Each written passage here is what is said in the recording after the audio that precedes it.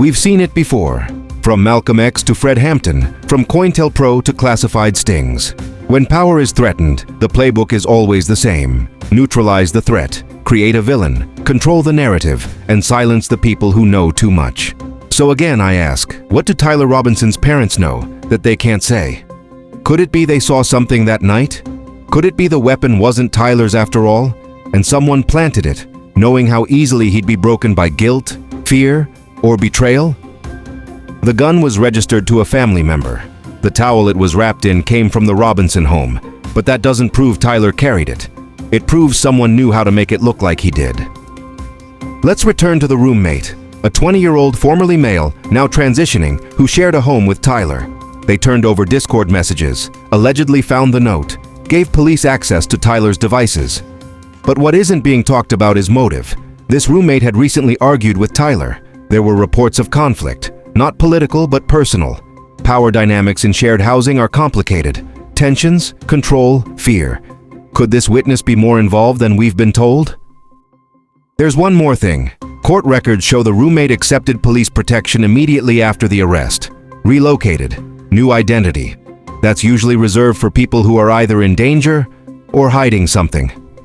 If this sounds like a story you're not hearing on the news, you're right. And if you don't help spread it, it dies right here. Hit subscribe. Not for me, but for the truth they're trying to bury. By now the internet is on fire with theories. Some claim Tyler Robinson was brainwashed. Others say he was a patsy for a shadow government. QAnon message boards are flooded with claims that Charlie Kirk was targeted by the deep state, or that he faked his death entirely. And then, of course, there's the story about the Dairy Queen. Yes, really. Some users online insisted a nearby Dairy Queen closed the day after the shooting to destroy surveillance footage. But local records show that location had already been shut down for weeks due to lease termination. There is no link between the store and the case. This is what happens when tragedy collides with digital chaos. The truth doesn't just disappear, it drowns. In this video, we're not here to play detective with hashtags. We're not chasing rumors. We're following the paper trail. Court filings, public records, sworn testimony, verified media. There are three categories of information in any case like this. Possible, plausible, proven. Let's break that down. It's possible that Tyler Robinson was set up by someone close to him. It's plausible that digital evidence was manipulated before police obtained it. But it is only proven that the FBI destroyed a handwritten note and has not released the full DNA results from the towel wrapped around the murder weapon. Possibility raises questions. Plausibility demands investigation. But proof, that's what convicts or exonerates. So let's be clear.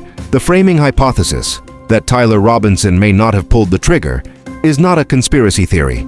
It's an investigative theory supported by gaps in forensic evidence, the destruction of key material, withheld surveillance footage, and the continued silence of primary witnesses, including Tyler's own parents. We're not saying Tyler is innocent. We're saying the story we've been told is incomplete, and that incomplete story is being used to justify the most severe punishment the justice system allows: the death penalty. To date, no verified evidence supports claims that Charlie Kirk was assassinated by a political cabal. No documents tie this event to any federal agency, activist group, or foreign influence. No credible source has backed the idea that this was a false flag attack. But just because those theories don't hold up, doesn't mean the official narrative does. Information in a high-profile crime works like smoke in a burning house. The thicker it gets, the harder it is to see what's real and what's distraction. So when you see headlines that are too clean, too perfect, too neatly wrapped in political bows, ask yourself, who benefits, who disappears, and who's left to carry the weight? The FBI says the DNA proves Tyler touched the gun, but DNA evidence in a legal sense is not a smoking gun. It doesn't show when contact happened or why. It doesn't prove who pulled the trigger, only that someone's skin cells were once there. And let's not forget, the rifle was wiped down. Intentionally. So the question becomes, who wipes down a murder weapon, but leaves just enough DNA to convict someone? Someone sloppy, or someone careful, but calculating?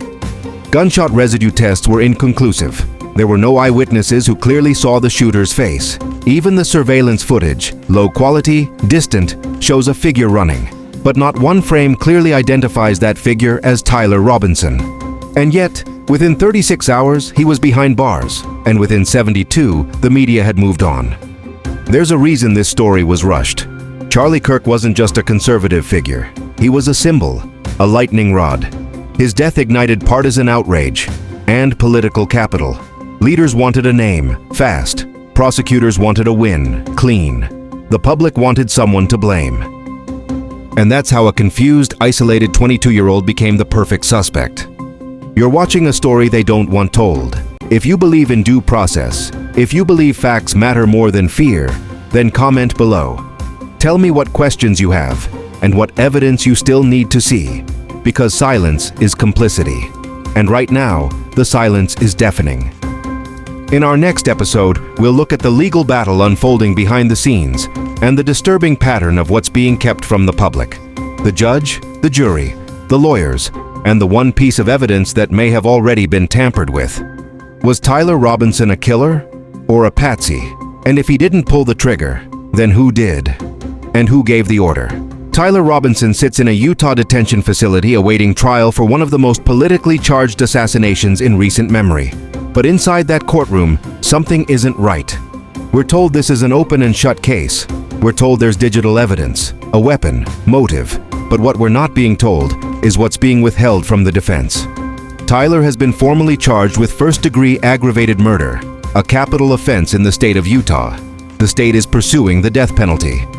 Yet in pretrial hearings, defense attorneys have filed motions claiming prosecutorial misconduct and withholding of exculpatory evidence, material that could prove Tyler's innocence. One such item, a second towel, discovered near the rifle, traces of blood, not Tyler's. And then there's the surveillance video, a 4-second clip captured from a loading dock camera behind the auditorium. In that clip, two figures appear, not one, both dressed in black, both running away. The prosecution claims the second figure was an unrelated student fleeing the scene. No name, no testimony, no subpoena, just dismissed. And Tyler's parents, still no statement, still no appearance in court. This trial isn't about guilt. It's about control. Control of narrative, control of memory, control of what the public is allowed to ask. The lead prosecutor has ties to Utah's Republican establishment. The judge presiding over the case was appointed by a governor who once called Kirk a patriot hero. None of this is inherently corrupt. But in a justice system where perception becomes truth, you have to ask, was this trial set up to reveal the truth or bury it? In recent court documents, the defense has submitted psychiatric evaluations. According to the findings, Tyler may be suffering from complex PTSD and delusional guilt, a condition where individuals falsely believe they're responsible for events they didn't cause. One therapist noted that Tyler was obsessed with the idea of being punished, even if innocent, that he saw himself as a vessel for other people's sins, that he believed, quote, "If I didn't stop it, then I deserve what's coming." Does that sound like a cold-blooded assassin? Or a young man manipulated and then discarded? In every political killing, there are two stories. The official one, streamlined, edited, rehearsed. And the real one, tangled, human, inconvenient. In the official version of this case, Tyler Robinson is a lone wolf. But in the real one, he might be the fall guy in a staged event. An emotional, isolated young man weaponized by people more powerful than him, and then silenced by a system that needed someone to blame. Charlie Kirk's death was real, tragic, devastating, but the truth about who pulled the trigger and why may still be hidden in plain sight. If you believe justice isn't about convenience, if you believe silence from parents shouldn't be mistaken for guilt, and if you believe someone out there still knows the truth, then share this story, like, subscribe, comment, because the more light we shine on this case, the harder it becomes for the truth to stay buried. Tyler Robinson may be guilty, or he may be the most convenient scapegoat in a generation, until someone, maybe his parents, has the courage to speak. We may never know.